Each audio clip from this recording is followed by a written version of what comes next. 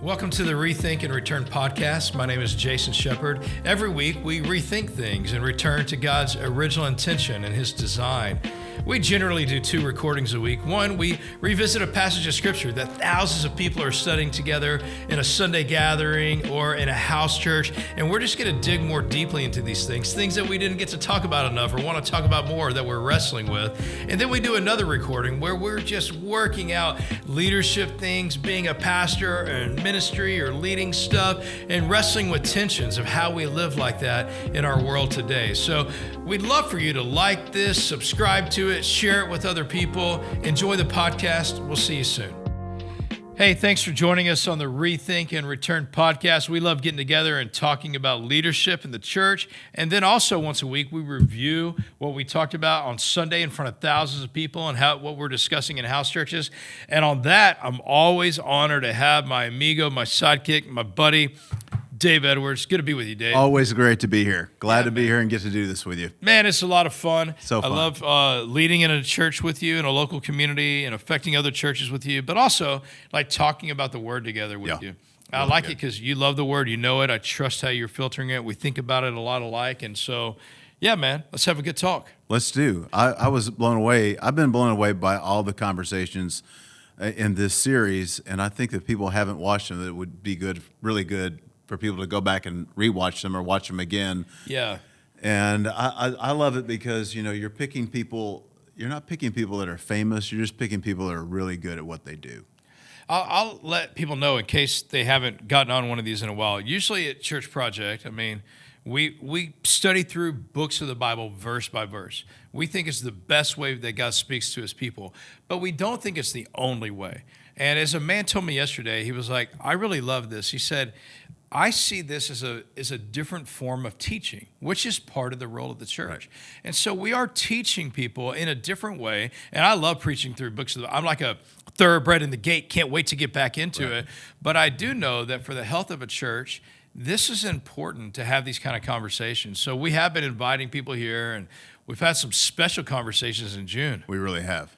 And they've all been really powerful. And it is, you know, it is discipleship. When you're watching someone have a conversation and you're learning how this person has negotiated life, people are translating that, because I think people need to see how people think through crisis and how they think through tragedies. Mm-hmm. And that is one of the components about discipleship, is you go, this is how this person did it, and I could walk in that way. Well, I mean, we studied it this morning as a team as we're studying through Philippians, but, you know, Paul's like, hey, you know all about my life.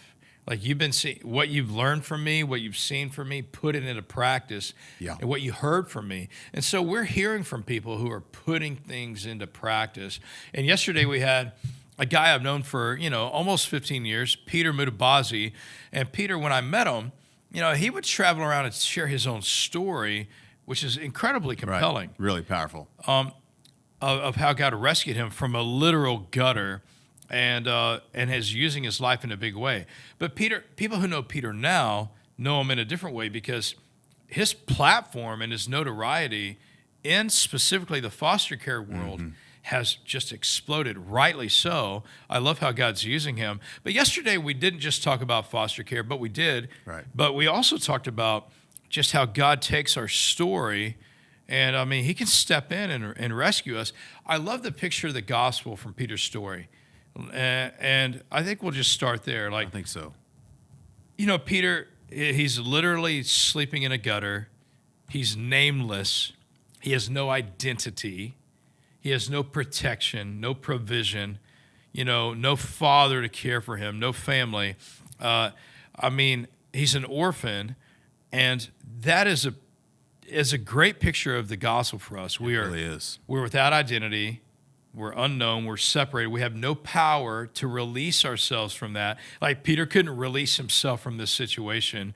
And then, you know, a man stepped into his life, asked him his name, you know, identified him, you know, gave him an opportunity that Peter had to accept. Peter did say yes because the option was so much more beautiful, but it was still an act of faith on his part. And Peter stepped into this faith, and it gave him an entirely new life. I mean, here's the gospel that we're seeing, right? I mean, we're lost, separated from God, devastated by our own sin, distance we can't repair. He steps in by his grace and offers us an entirely new life. And if we call on the name of the Lord to be saved, he'll save us and he'll give us a new life, send a spirit into our life. Peter's story is a picture for me of the gospel. It's so profound to anyone who hears it, even if they don't know the gospel, because the gospel is profound, you know? It is. And I think one of the things, when you watch that conversation, one of the things that I think blows people away is that he doesn't look like where he came from. How do you mean? Well, I mean, this guy is like, he's super alive. He's super gracious. He loves people. He's engaging. He's smiling. He doesn't look like someone who was found in a gutter. Well, I knew you meant more than, he doesn't smell and he take a bath.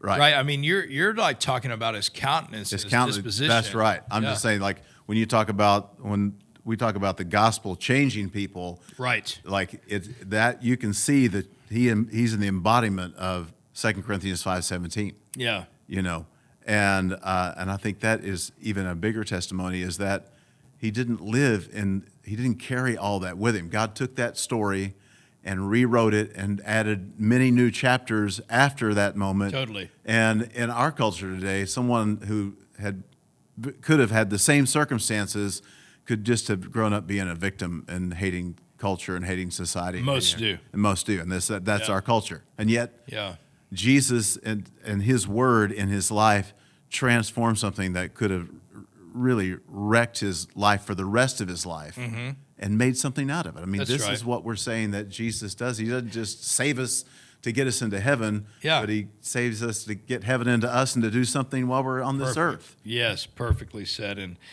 And Dave, like, my hope actually is we're talking like this. I'm like, man, I hope everyone in our church, I hope everyone who listens to this, they know how to talk about the gospel like this. Yeah. Like, they know how to see somebody's life and go, that's a picture of the gospel. Yeah. Or this is what Jesus does. He changes you. He gives you a whole new life. Like, I want us to have these kind of gospel kind of conversations, like everything we see, right? I mean, you can read a story in Genesis, or you can look at Peter's life story, and you just go, look at how the gospel works. It's so powerful. And one of the things that he said was that no one ever told me to dream. Do you remember that line? It was early on. Wild. He was like, no one ever told me to dream, so I just thought I'd wait and see what happened tomorrow. And I just wonder if people have let circumstances beat the dreams out of them in some way, instead of saying, wait a minute, God created me to dream and to dream beyond my own circumstances. I mean, what do you think about that? Well, I love that you brought that up. That part actually tied to the conversation the week before, how we're made in God's image. And part of God's image, the one we talked about the week before, was God is a worker. Yes. And part of God's work is created. So God is working, it says in Genesis 1 and 2. God is working, and then he rested from his work. I mean, in Genesis chapter 2, it's said in the same verse twice, he rested from his work. So God was working. That's part of his identity. Then he made us in his image, so we are workers. Part of his work is creating. And I think all of us, made in God's image, we have an opportunity to create something. None of us are creating the universe. None of us are creating the world. Some of us will create, an organization or an institution or a church out of nothing. Yes. Right? But most people will create like God did. He continued creating after he initially created. Genesis 1:1, in the beginning God created. And then he goes on, the two different words of creation, create something out of nothing and something out of something. And so, I mean, he even created man out of something. He created man, but he created man out of something. He created a woman out of something. And I think that most of us are to be creating something out of something.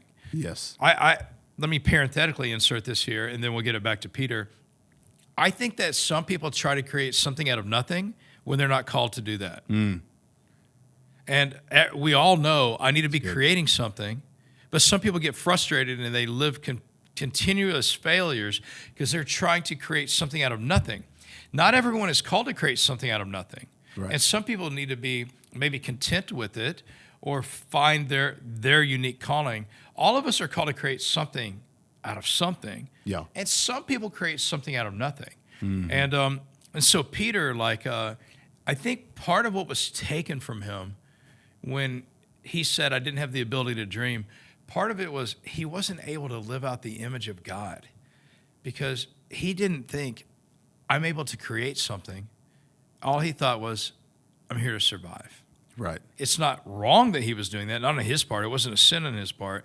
Right. He just wasn't able to live in his created identity.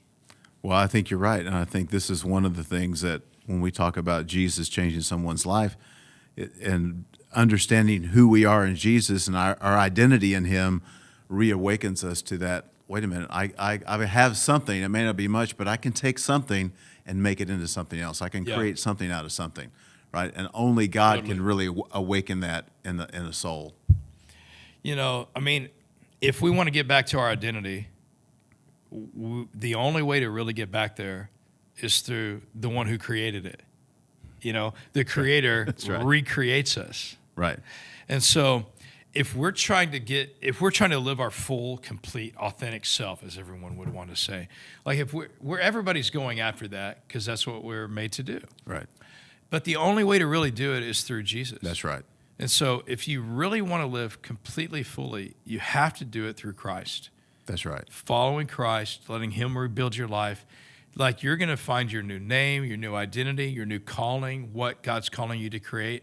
It's all through Jesus. That's right. And so when Peter, like a guy who was following Jesus, stepped into the literal gutter and pulled Peter out of it and gave Peter a new life, which is part of our work in recreation. Yeah. Like we get to be a part of that in other people's lives. Mm-hmm. We get to see the new creation happen. Like we're a part of that process. Every believer is called to be that. We're an ambassador for Jesus, and we step into the recreation process with our good God gospel stuff, right? And so, like, when a man did that in Peter's life, he's part of creating and new creating. He gets Jesus into Peter access to Jesus, and Jesus gets into Peter's life, and then Peter starts creating and dreaming, and he keeps doing it. Right. Like what Peter's doing now is different than what he was doing 15 years ago. That's right. And this is the way, one of the ways the presence of the Lord works in our life is that it unlocks this, who we are in him, and then we continue to live out of it, and more stuff comes out of it, more creativity. That's right. And there's no way that Peter could have ever predicted that he'd be doing what he is doing today way back there in the gutter. That's right. But he had to discover Jesus to get to where he is today. Totally. You know? And one of the things when I was kind of listening on a couple different levels. I was listening to you talk to him, and then as he would say stuff, I would have random verses pop into my mind. And at this point in his life, it made me think of Genesis 50, where Joseph says to his brothers, you meant this for harm, but God meant it for good. Totally. And regardless of, how terrible, I know Peter said he was abused and went through terrible things, but God meant it for good. And I think our culture needs to hear this kind of stuff, that you can be in the midst of something really terrible and God can redeem it and pull something good. That's right. It doesn't have to become, your greatest disappointment doesn't have to become your identity. That's God right. can pull something out of it. That, say that again. Your greatest disappointment doesn't have to become your identity. Right. That God can do something with it. So true. Somebody listening to this, like that's for them. And Peter yesterday, he said, I wasn't going to let my past define my future. Yeah. Right? Another way of saying what you just said. Yeah. And it's one thing for us to say it, and you and I would have aspects of our life that we would have to apply that to. Sure. But, I mean, when you see somebody as drastic as him in his life come all the way here, he's earned my ear. That's right. That's a great way of saying it. And so, like, if you've lived that life and you've come here, you've earned my listening to you. Mm-hmm. And so I'm listening to this guy and I respect him. One of the things that I was curious about with Peter, we talked about yesterday, was, the call that Jesus has for all of us. Mm-hmm. Jesus said this: if you want to come after me, you must deny yourself and take up your cross daily and follow me. And I I would have a hard time thinking of people who are doing more denial of self That's right. than, a single guy who has 7 kids in his home doing it by himself. Right. And he'll get a call at 3 a.m. Somebody will say, we need to place a kid. He's like, come on. Do it. Yeah. I mean, it's just a daily, like, you're not going to work and coming home, a hard day at work. This is all day, every day, all night, every night. Right. Nonstop. And, I'm curious, Dave, always when I look at somebody's life, like, there's like some passages that they had to get through, like passageways in their life of going, I've been crucified with Christ here. Yeah. Like, those are some big moments. When I hear somebody talking about this, I immediately go to, what was the war that was waged in your own flesh to kill it? Yeah. There's a lot of denial of self going on there. Yeah, that's right. And there's and early on, I mean, I would think he would have had to have denied his reasons to continue to be bitter or to be angry at the past. I didn't get what I deserved, and all the things that kind of go through our mind. And then, but to have foster as many kids, was it 46? 47. 47 that he had fostered. That's a lot of dying to self. That's a lot of taking up the cross. Yeah. And I think he's a great example of what you said. He's repeatedly doing it. Like, that we don't just die to ourselves once. Yeah. We continue to look at needs and look at what God placed in front of us and said, okay, I'm gonna make someone else's needs more important than my own. This is what Paul says that Jesus did in Philippians, Totally. right? That he didn't regard himself as being right. more important, but he made other people's interests That's right. his interests. That's right. And I think, like, I love that, because he's not just saying, hey, I did this. He's doing it every day. I mean, he's proved, every day with kids, pouring his life into kids, and he's given up a lot along the way. I think we can look at somebody like Peter and say, oh, am I supposed to, like, foster or not? Which I do think all of us at some point should be involved somehow in, like, taking care of the orphan. Yeah. And some people are called to foster. Some people are called to adopt. Some people are called to support those who do, give to those. There was a family yesterday in our 4U. They've helped pay for, like, discreetly. Nobody knows it. I know it because I've had to be involved in some of those. But I don't know all the ones. They've paid for people's adoptions, Like, there are people who there's so many ways to be involved. But beyond the topic that we're talking about with him, I like to get into the spirit of a man. Yeah. That's right. Who has gone through the self-denial of dying to myself, so that, I mean, whatever it is for us, maybe it's, God forbid, planting a church, maybe it's whatever. But I mean, there's going to have to be a denial of self before you do whatever God's called you to do. Yeah. And then there's going to have to be a continual dying along the way. And that's what I think I'm most impressed by with people, whatever domain they're in, feeding the hungry, clothing the naked, giving water to the thirsty, whatever it is, creating context where people are going to be discipled, being hurt by the church and continuing to keep going. Keep going. Like, all of that. That's a good word. Requires, I mean, you and I have had to learn that in what we do. We've had to just keep dying to ourselves. Here's the other option. I think we talked about this a couple of weeks ago. The other option to dying to yourself and letting God progress you in this self-denial is apathy and bitterness. Right. There's no in between. That's right. I mean, if you don't crucify the flesh, if you don't, just take this pain and submit it to him and get further along the road of denying myself, taking up my cross and following you, over here, what you have is anger at God and absence. That's right. That's right. I think one of the, for me, when listening to him talk, that one of the things that I wrote down in my notes was, he said, I can't just live for me. When you talk about getting in the mind of a person and the spirit of a man, I can't just live for me. I bet we have some people that are listening today that are in some, by their definition, some dire circumstances and some places they didn't choose to be. Yeah. And things that happened to them they didn't choose to happen. But at somewhere, something has to go off inside of their heart to say, I can't just live for me. I've got to make something out of this. Yeah. I always, when I get it, whenever I'm speaking, I always say, you may not have chosen what you went through, but did you get anything out of it? Like when that chapter comes to an end, that's good. What are you going to carry out of that experience? Yeah, that's good. And I think some of us are in things that we didn't choose, and you have to say, since I didn't choose it, I can't do anything about that. But as long as I'm here, I'm going to get something out of this. I'm going to make this into something. Yeah. And I like that. That's what went off in me when early in the interview. He says, "I can't just live for me." Yeah. And what do you think of when I say that? I completely agree with you, and I think there's one next step that I've seen Peter take, and we need to take, and that is, hey, I didn't control what happened to me, but I do want to allow it to change me, and God use it in my life.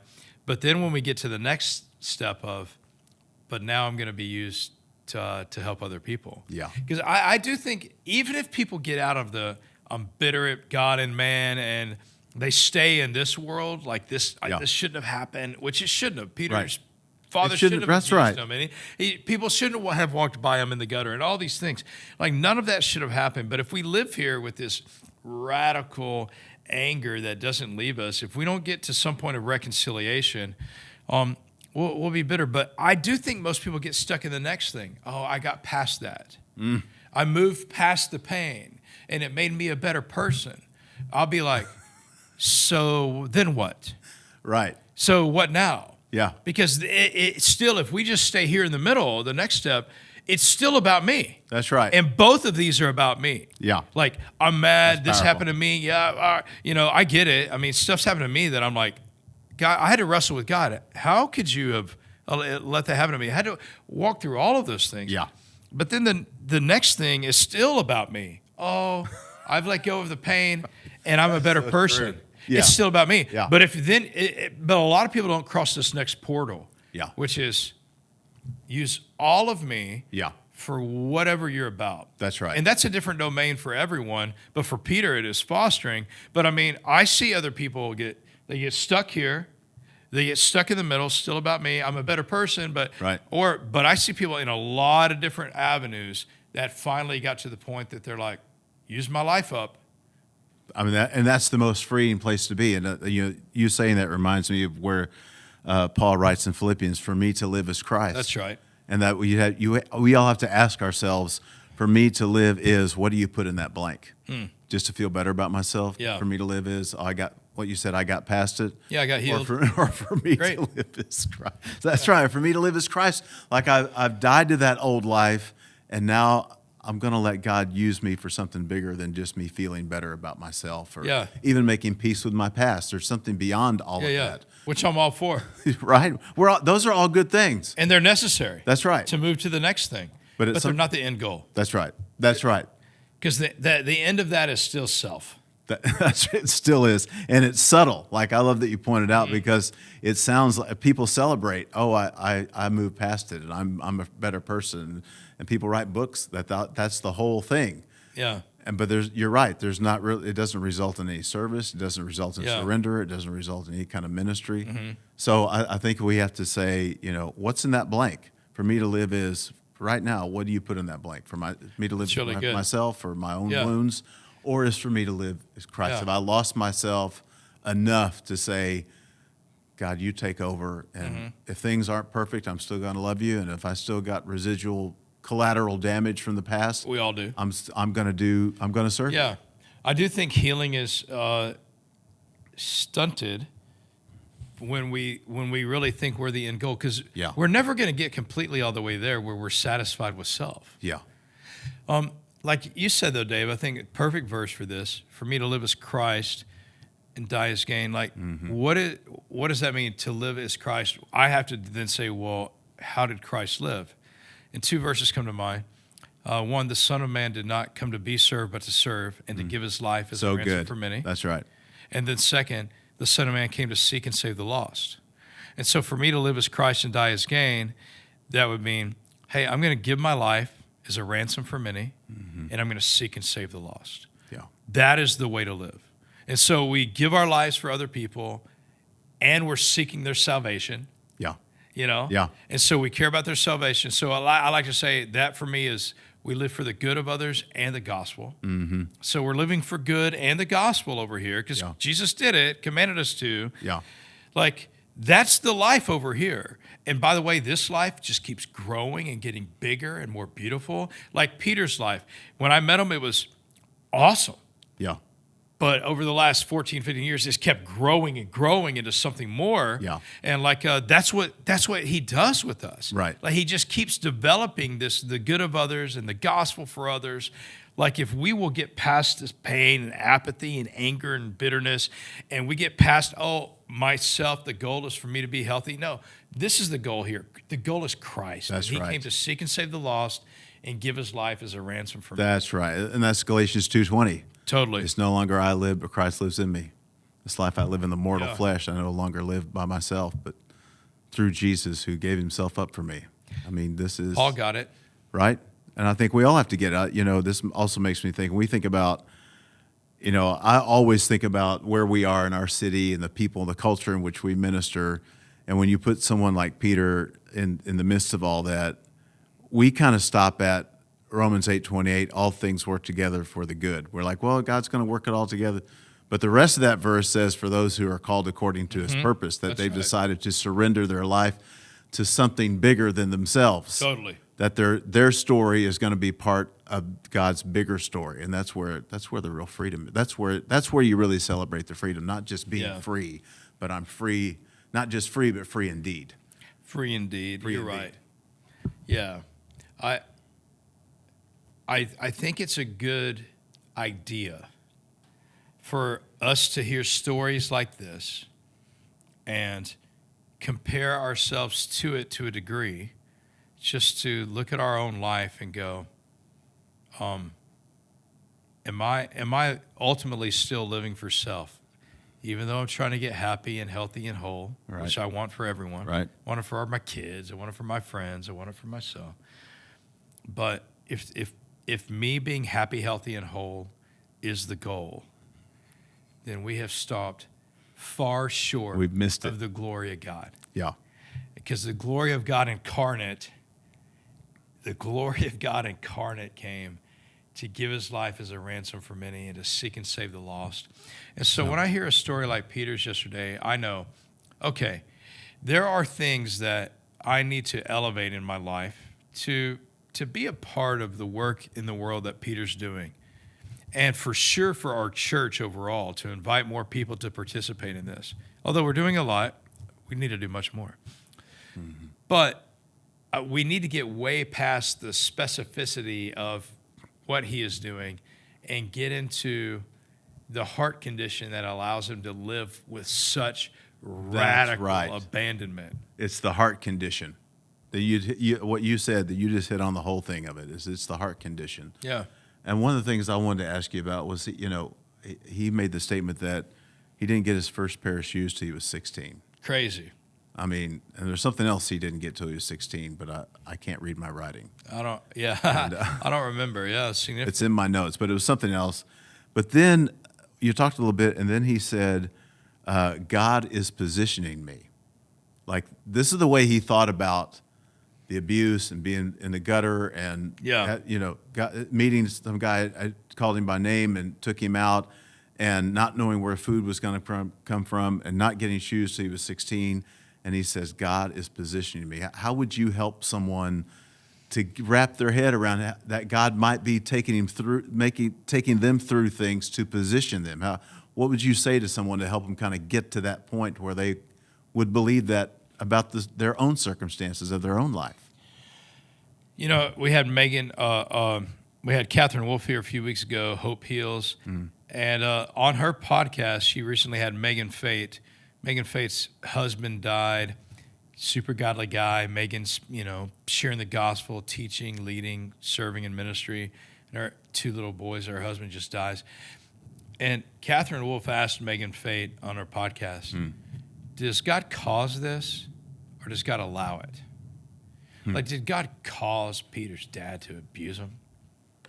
Or is it part of the sinful condition in this world that won't be fully reconciled until heaven, a new heaven and a new earth? Wow. And so here's what really helped me, actually. is Megan Fate, whose husband died, 2 little kids, all this. She said, I don't know. She said, I don't know. Right. By the way, we're here in a Yeah. proper Texas thunderstorm, just like it's beautiful and fine, and then Right. yeah, it's violent. But it's like Old Testament rain. That's right. It was horizontal yesterday. Yeah, it was, right? Yeah, In a horizontal moment. rain. Yeah. So it really helped me when she said, I don't know. Does God cause this? Does God allow it? I mean, I have these types of conversations with some solid theologians who would disagree. Is everything necessitated because God's sovereignty exists? Is everything necessitated by his decision to do it? Or some people would say God is so holy he can't impute sin. So I mean, we wrestle with these things back and forth, but I loved it that Megan Fate was like, I don't know, actually. Like, I can move forward trusting that God's going to use this without knowing Right. why it So happened. But I can still trust that God is powerful and sovereign and good, even though I don't have the full understanding of God. Yeah. I mean, it'd be hard for me to say that he did it. It'd be hard for me to say that he didn't. There's problems and truths on both sides, but we don't have to know. And so I would tell people, it might set you free to go, I actually don't know why this happened. But I do know that God is so big that he can take this bad thing and he can turn it into something beautiful. When I look at the sovereignty of God, I really believe this, Dave. I believe that God can take the worst thing ever and turn it into something absolutely beautiful. Right. Now we look at Peter's story. Again, it's a picture of the gospel for me. I mean, here's the crucifixion of innocence and life.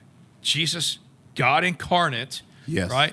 They have the crucifixion, the murder, the betrayal, the lies, whatever, like something horrible, super broken, the broken body of Jesus.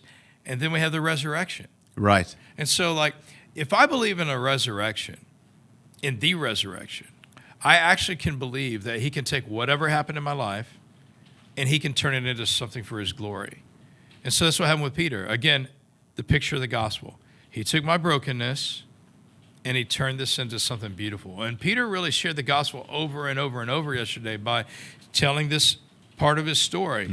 God, whatever you said, however you just quoted him, I mean, that for me is it's the resurrection over death. Life is more powerful than death. That's right. If we believe that, then we can believe it about our story. And we live life in front of an empty tomb. We live in front of something that should have housed death. Yeah. That is now empty.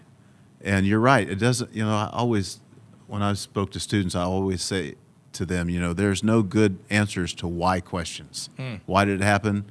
Why did God allow it? Why did whatever?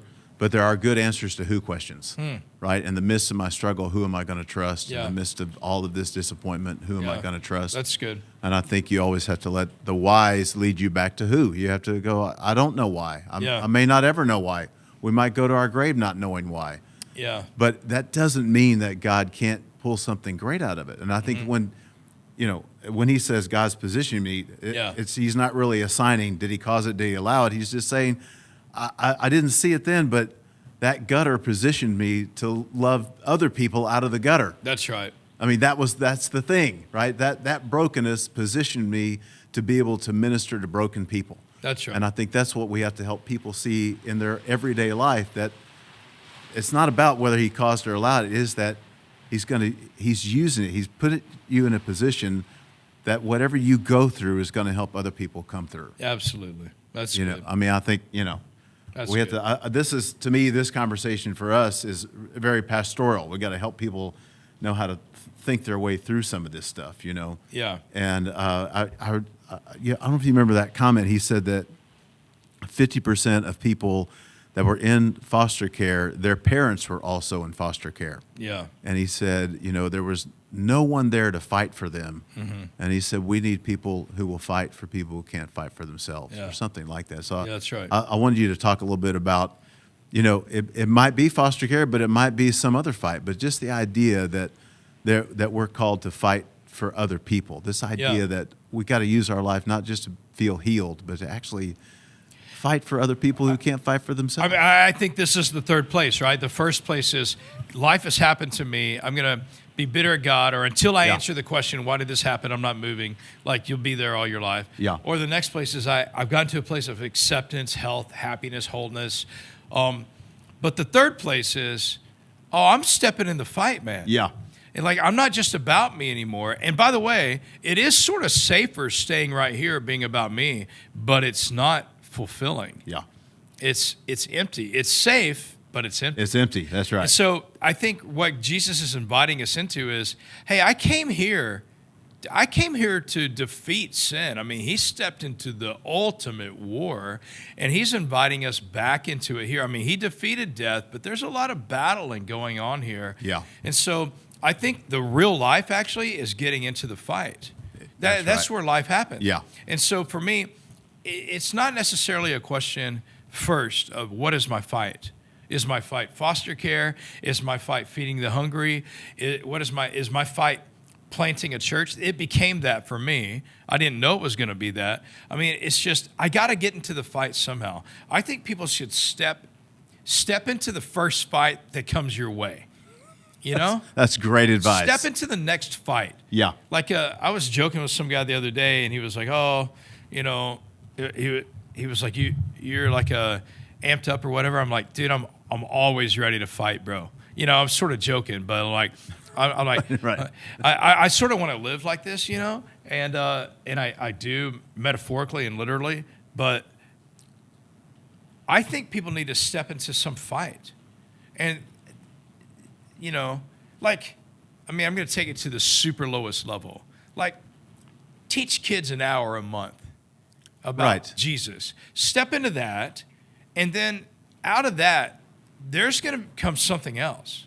Like, I know people who are like leading incredible ministries to kids with special needs, or they've started an organization or leading one now that does fostering or welcoming prisoners off of buses. I mean, I know somebody who visited a prison one Sunday or one weekend, and now they're leading a ministry that's incredible for prisoners. I just think you need to just get into the fight somehow. Yeah. And so, like, Peter's fight, he got in, and then the fight kept growing and going, you know? That's right. And one of the things that, you know, y'all talked about, you know, most problems can be solved, and you asking, can we solve the foster care problem? Yeah. And then he listed off ways that people could help if they couldn't foster. Yeah. Like, I was blown away. He said you could provide a meal, mow a lawn, teach somebody, disciple somebody. I mean, these are all ways of getting in the fight, aren't they? These are practical ways that people can. We're not talking about putting camo on and boots, and you know, but there are ways that you can get into the fight. Here's the problem, that though. are practical. I think, Dave. I agree with you, but the thing is, a lot of people would be like, I don't know what to do. Like, they need somebody to say, hey, come this Saturday from 10 to 12 and drop off a pie. You know what I'm saying? Right. I'm like, people want it to be so programmed and so simple. They're looking for somebody to tell them what to do because people aren't living in community. Like, I'll give you an example. I mean, Peter and I talked about it today. You and Peter and I were at lunch today. Like, you know, if somebody's in a house church and somebody in their house church is fostering, well, you're gonna figure out a need real quick, and you'll know, am I gonna say yes or no? Yeah. Like, people aren't living in community. I like to say, I mean, I say it here all the time, get into community so you can know people's names and you can know people's needs. Right. And they can know your name and they can know your need.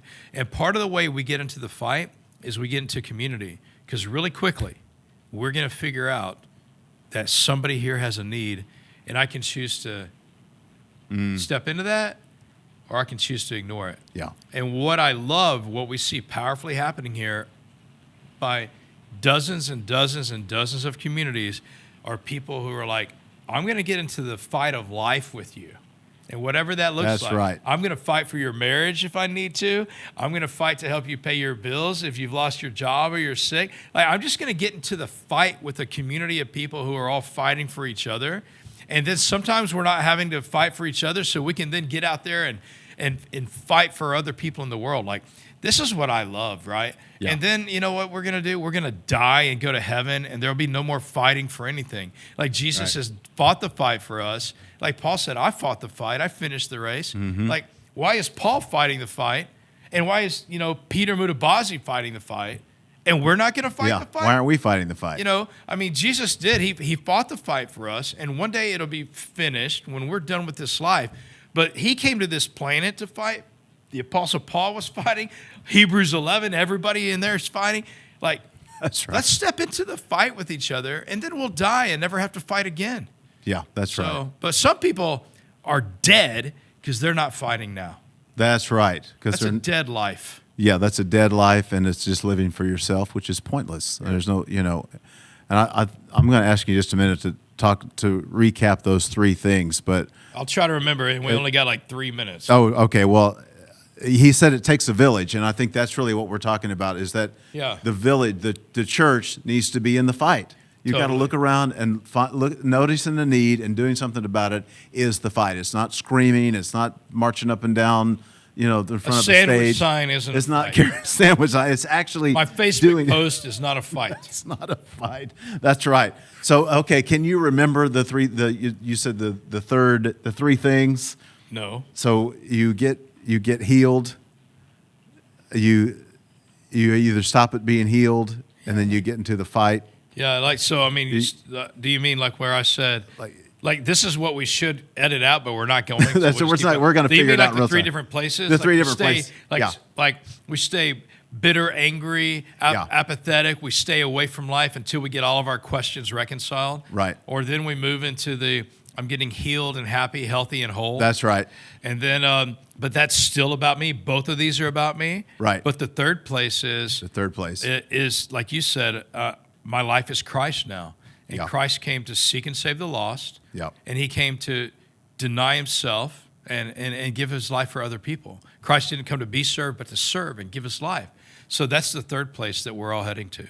That's where Jesus is taking us. That's right. And what you saying that, what made me think about all this was that if you just stop at the middle place and go, I'm happy and I'm healed and I'm whole, but if you get into the fight, what you'll see is that the middle place God was using to make you fit for the fight. Oh, good. That's the point. That's right. Is to get you fit for the fight, not fit for yourself. That's right. But fit for the fight that's ahead. I agree with you. I will also say that stepping into the fight continues the healing and the wholeness. Mm-hmm. Because if I wait here until I'm all the way healed and all the way whole and all the way happy and whatever, I don't know when that's going to happen. Somebody tell me in my life when I'm going to get there. Yeah. Right? I mean, I'll never start the fight. So he is getting me healthy and healed and happy and whole, but the fight is also contributing to my healing and to my wholeness. Yeah. And so I'm moving away from bitterness at God and man and self, by the way. That's right. I'm moving into healing and wholeness.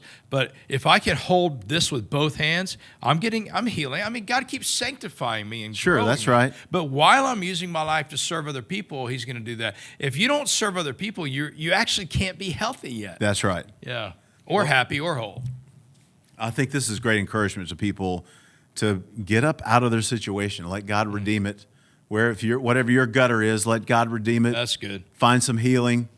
Get on a healing track. Yeah. Get around a community of people that will help you heal it, and then get into the fight. Do something to help other people. Love it. And I don't know how much time we have left, but you said something at the end of yesterday where you talked about the beauty of the church. And so I thought it'd be good for you we could close out this podcast with you talking about the beauty of our church and how people have met needs and how they do great things. And I think when he says it takes a village, and that the church really is the village, but you said some really encouraging things to our church, but I think it applies to anybody who's listening who's a part of a church, Yeah, I'll try to remember. You were talking about,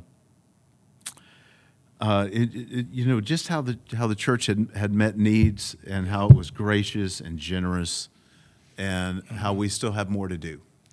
Okay, yeah, for sure I remember that. I mean, one of the things we did yesterday was we talked about, Brooke and Ty and I, my wife Brooke and my son Ty and I, we had dinner with one of our sons. Had dinner with Peter and 4 of his kids on Saturday night. Yeah. And I'm asking Peter some questions, and he wants to adopt the younger siblings of one boy who he's already in the process of adopting. Mm-hmm. But he's not allowed to yet because they don't have a car that can hold all the kids. I mean, you want to wonder if you're selfish. I mean, this guy doesn't have a big enough car to hold all the kids he's adopting. That's being in the fight. That's way in the fight. And so, since he's a single parent, he has to have enough seats in his car to get kids out of an emergency situation. Yeah. Any underage kid. Yeah. And so all he needs is a Suburban. He was on a national news network this week, started a GoFundMe, and even that couldn't get it done. I mean, some people gave, but he couldn't even get it. Wow. And when I found out on Saturday night, he just needed a car so he can adopt 2 more kids. When I found out on Saturday night, I'm like, we have to do something. Yeah. And then the next morning in our first gathering, as we're talking, I just thought, we're going to do it. Yeah. I remember you standing up. I did. I just stood up and I'm like, we have to do this. Yeah. And so I just said, hey, church, I think we have to solve this problem. And I told them the problem. And I said it again in 11. Yeah. And I'm like, look, I don't want to go to an outside organization. I don't want to whatever. I want us right here to solve this. Yeah. That was yesterday morning.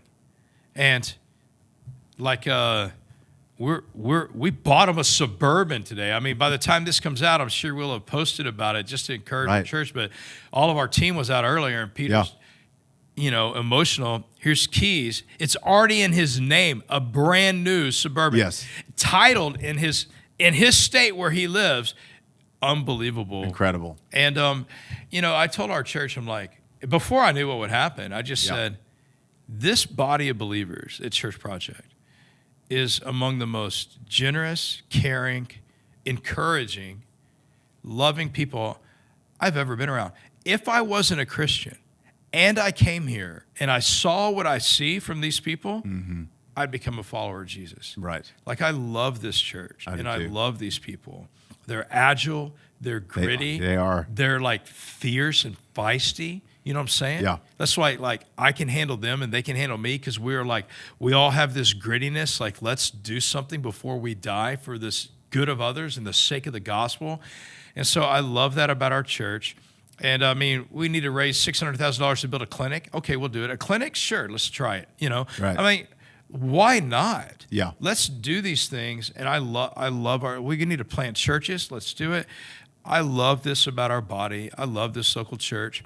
And I love that other people that aren't a part of this local church are get to see it. I do too. And that's growing and growing, That's right. And I'm proud of it. People are noticing. I think this is one of the reasons why in Scripture the church is called an army. Yeah. We get together, and maybe we could have prayed for 6 months that God would send one person that would, God, do it. But we just all got together, and it happened. Yeah, that's the beauty of the community. Well, I mean, look, we're all individual believers, accountable to God individually, and at the same time, He put us in a body, and we're connected together. So the thing I love about the local church is it's connected individuals. Yeah. And when individuals who are living for Jesus in this third space we're talking about, that's right. When we get together, that's combustion. That's the power. It's really good. That's the local church. And this whole conversation really, when I was done watching you guys have this incredible conversation, it reminded me of Matthew 25. I want to read it. Matthew 25, verse 40. Jesus says, I tell you the truth. Whatever you did for one of the least of these brothers of mine, you did it to me. Yeah. That's what we do. That's awesome. That's what we do. Well, it's a beautiful thing to be a part of a beautiful body of believers. Imperfect as we all are. Yeah. We're still getting glimpses of Jesus here. Yeah, that's right. That's right. Love you, buddy. Love you much. Love this conversation. So good, man. And hey, thanks for watching this. That's right. Here's the only thing we ask you to do. Like it, subscribe to it, and share it with other people. That's how people are going to find out about it. Hey, you're loved. I hope you have a great week. See you soon. Thanks for spending time with us today on the Rethink and Return podcast. Here's all we ask from you. Will you subscribe to this, share this, let other people know about it? That'll help us get the message out. Share this content with other people if it's helpful to you. We're grateful for you. See you soon.